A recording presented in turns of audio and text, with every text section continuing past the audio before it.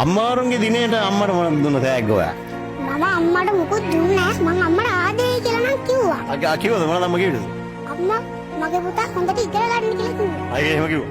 දැන් අම්මාවරුන්ගේ දවසේ දැක්කද ටීවී එකේ ගොඩක් දේවල් කියා? මොනවද දැක්කේ? ඔව් සර් අර මේ ඇක්සිඩන්ට් එකක් වුණේ. මේ කතරගම බස්. ඔව් මේ බස් එකට යට වෙලා අම්මා කෙනෙක් දරුවෙක් මේ දරුවව අතාරින්න නැතුව බස් එකෙන් අල්ලන් ඉන්නවා. මේ දරුවව අතින් අල්ලන් ඉන්න බස් එකට යට වෙලා ඒ කියන්නේ සර් අර බස් එකට යට වෙලා අපි දෙයක් අතාරිනවනේ බස් දෙයකට යට වුණා. අපේ අතේ තියෙන සියල්ලම ඒ වගේ අම්මා දරුවව අතාරින්න නැතුව බස් එකට යට වෙලා අල්ලන් හිටියානේ. මගේ දැක්කනේ. ඔව් සර්. මේ අම්මගේ සර් මේ ඇහැට කඳුලක් එක්කලා ඉන්නෝද? රටේම කට්ටිය වෙලා ඇඬුවා ඒක දැකලානේ.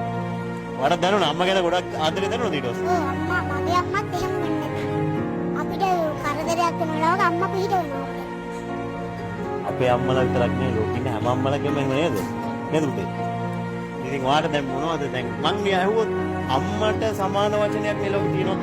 අම්මම තමයි අම්මට සමාන කරන්න කවුරුත් නැහැ මේ ලෝකේ. උණුහුම මටම දිදී ඒ හිතලේ නිදී නෑ තව දුක් කන්න